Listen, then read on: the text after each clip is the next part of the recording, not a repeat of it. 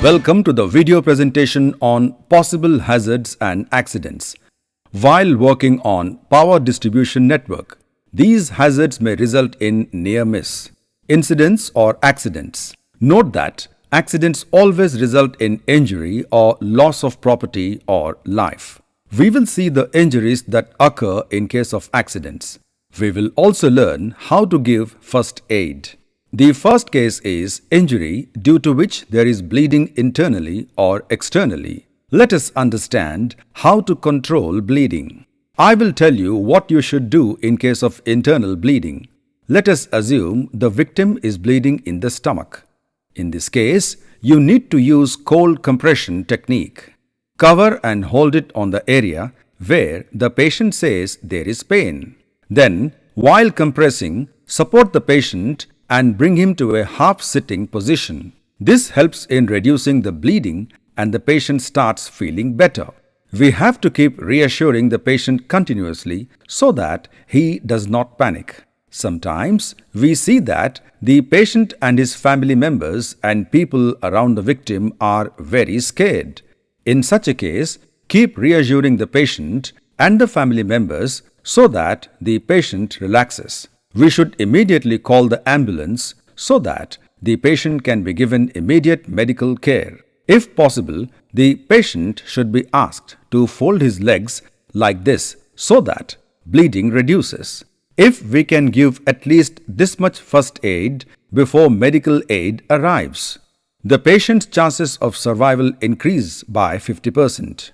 Let me now tell you what happens due to heavy bleeding.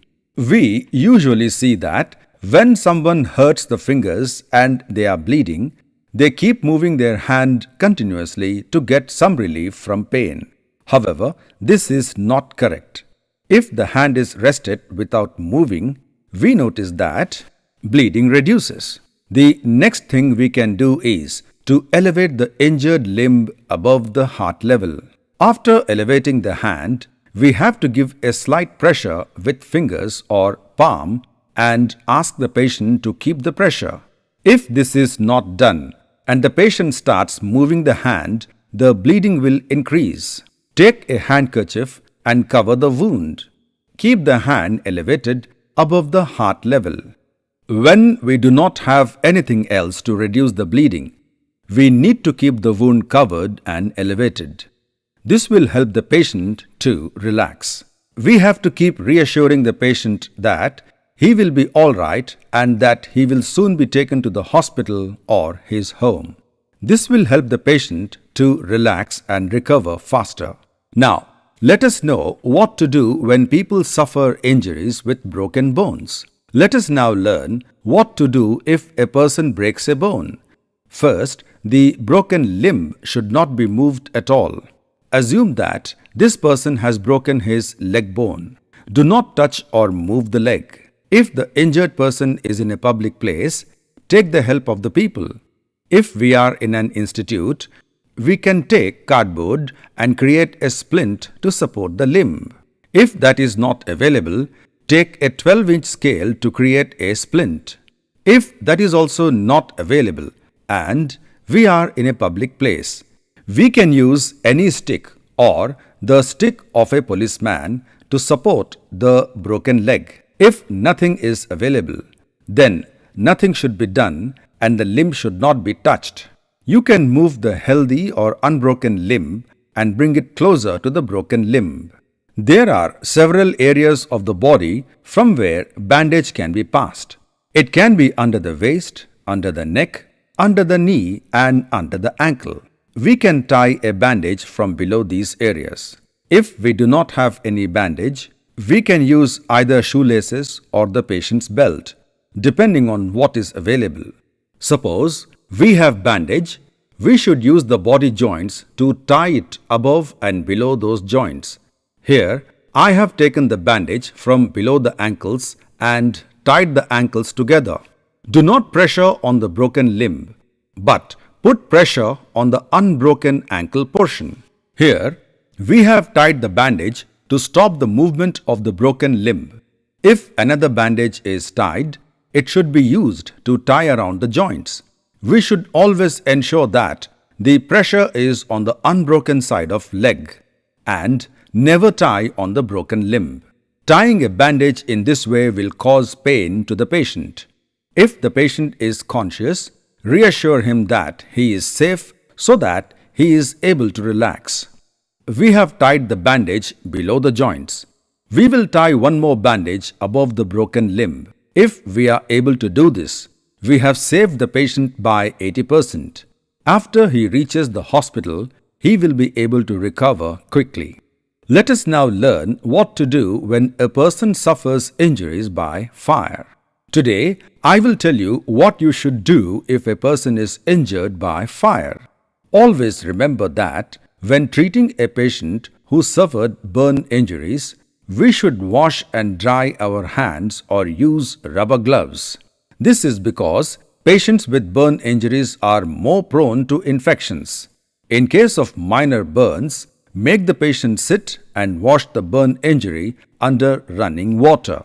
In case there is no running water available, take stored water and immerse the burnt area in the water.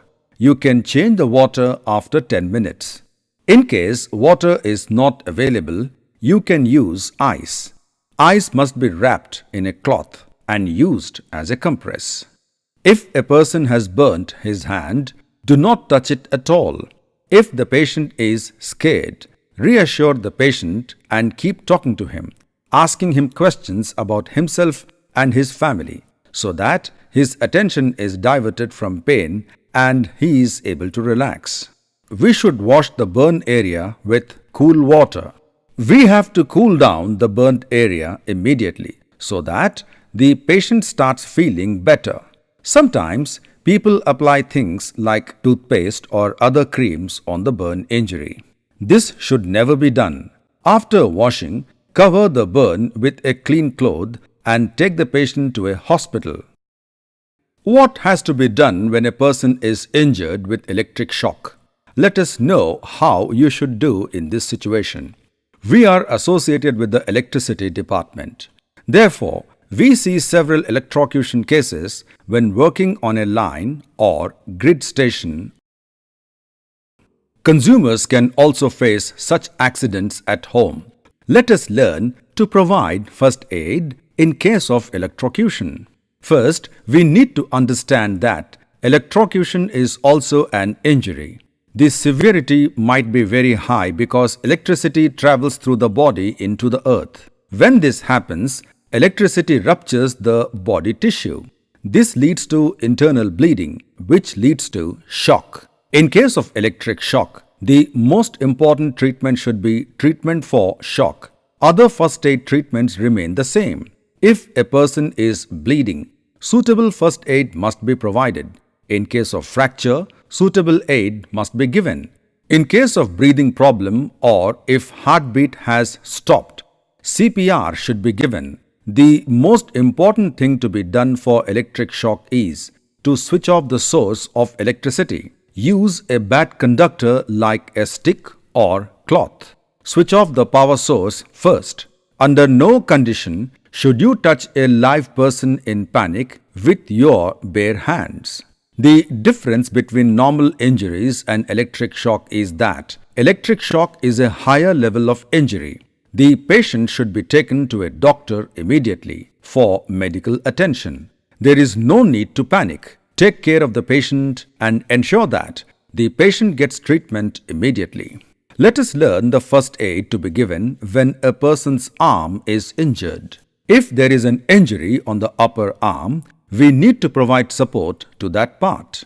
We may not carry bandage with us always. We need to improvise with the available items to provide support to the arm. First, remove the shirt button and place the arm closer to the body. This ensures that there is support to the arm. Also, the arm will not be hanging down. If the broken arm is hanging down, there is more pressure and pain for the patient. If we give support to the arm, it provides relief to the patient. Now, let us learn what you should do when a person's head is bleeding. In case a person has a head injury and the patient is bleeding, the patient will be scared. First, Assure the patient that he will be fine. Take a handkerchief and use it to cover the wound and provide direct pressure on the wound. This will help in controlling the bleeding. Cover the wound and reassure the patient. If you feel that bleeding is very heavy, you can take another cloth and use it to cover the wound further. We should not remove the first bandage. We should add a new bandage on top of the existing one. This will help to stop the bleeding and we can make the patient sit comfortably. Finally, let us know what to do when a person's shoulder is injured. If a person suffers a shoulder injury, to avoid simple fracture from becoming complex, we need to stop the movement of the shoulder. In this situation, the patient experiences a lot of pain. We should give support in the armpit to avoid movement of the shoulder. Generally, we do not see plaster being used on the face and chest. Plaster is used only on legs or hands. We should use a bandage or belt or anything suitable to the arm around the chest to avoid movement of the part. This will provide support to the entire shoulder. If we can do this much in case of collarbone fractures, we would be providing great relief to the patient. You have seen what type of first aid should be provided to patients under different circumstances.